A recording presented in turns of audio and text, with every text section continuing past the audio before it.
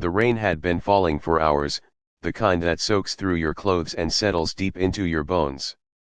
On a quiet street lined with modest homes, a young girl sat on the curb, hugging her knees, trying to make herself invisible to the world rushing past her. She had nowhere to go, and no one to call. Across the street, a single father stood by his window, watching. He had seen struggle before. He had lived through loss. But something about this moment, about her, made him pause. He didn't know it yet, but one simple decision that night would change both of their lives forever.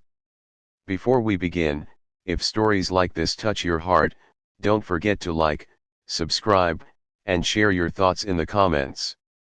Welcome to Corner of Kind Choices, where small acts of kindness lead to life-changing moments.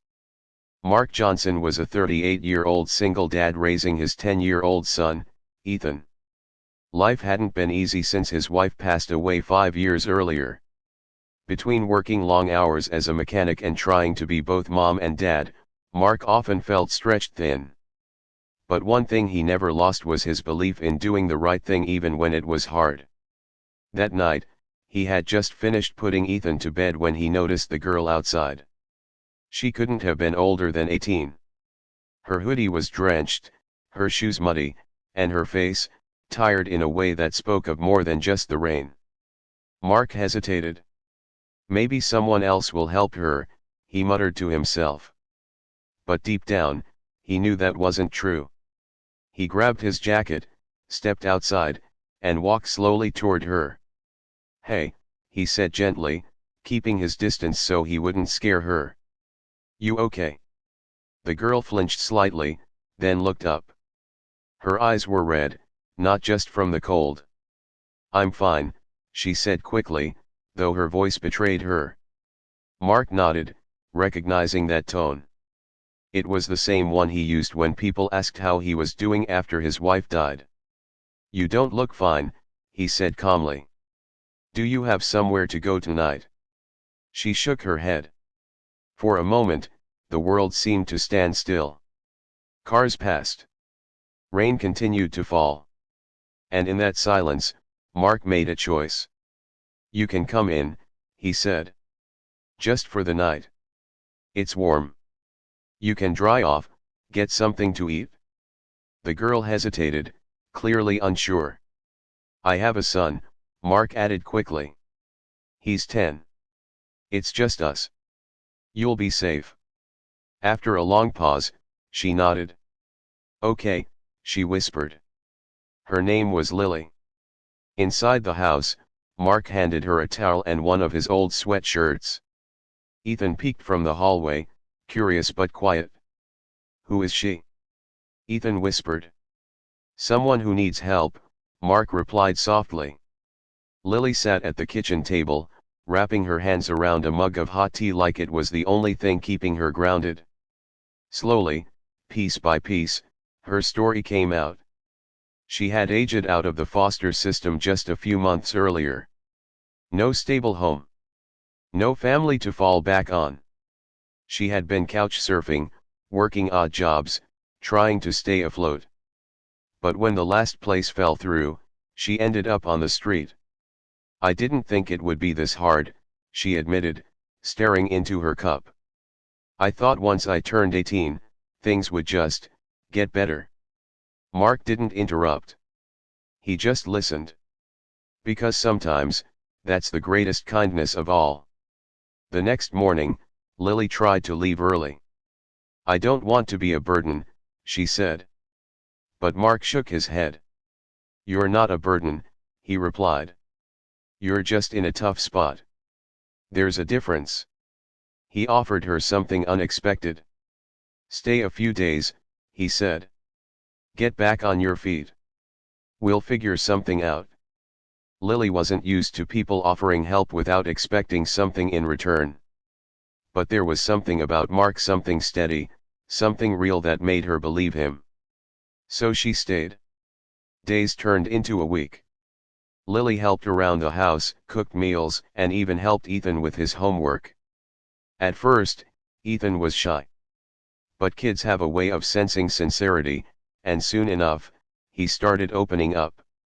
They laughed together, played board games, watched movies. For the first time in a long while, Lily felt like she belonged somewhere.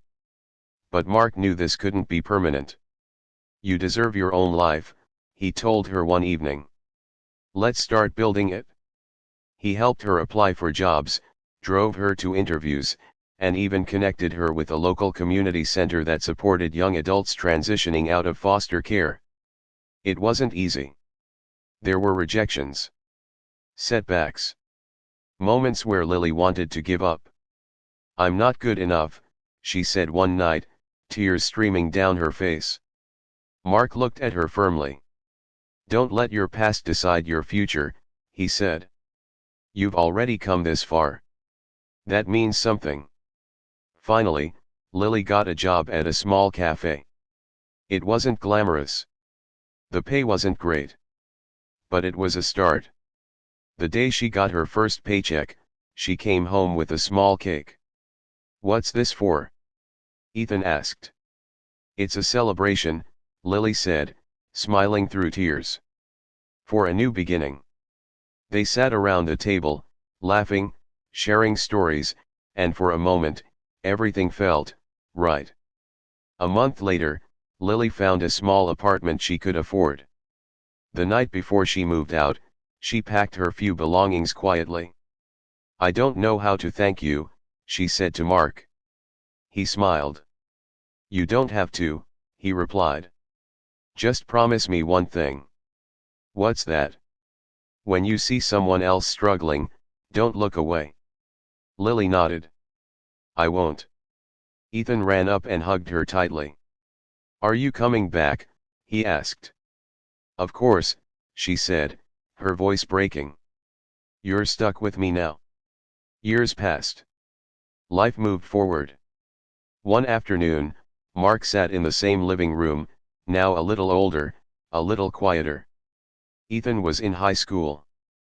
Things had changed, but that night in the rain was something he never forgot.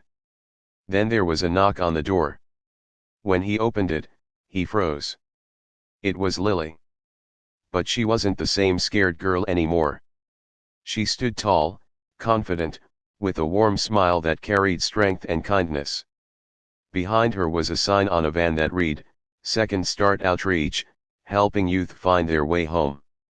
"I started something," she said. "For kids like me."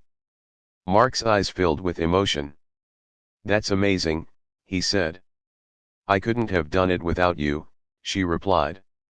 Lily had gone on to build a small nonprofit organization that provided shelter, job training, and support for young adults aging out of foster care. She had turned her pain into purpose. And it all began with one act of kindness. One open door. One person who chose not to walk away. That evening, they sat around the same kitchen table again, laughing, sharing stories, and remembering how far they had come. Ethan looked at Lily and said, "You're like family." Lily smiled. "I always was." Sometimes, we think kindness has to be something big to matter. Something grand. Something extraordinary. But the truth is, it often starts with something small. A question. A moment of attention. A decision to care. Mark didn't have a perfect life. He didn't have extra money or endless time. But he had something powerful, a willingness to help. And that made all the difference. So the next time you see someone struggling, someone sitting alone in the rain, someone who feels invisible, remember this story. Because you never know how one simple act of kindness can ripple through someone's life. You never know whose future you might change. Kindness doesn't just help others. It transforms us. And sometimes, it creates a family where none existed before.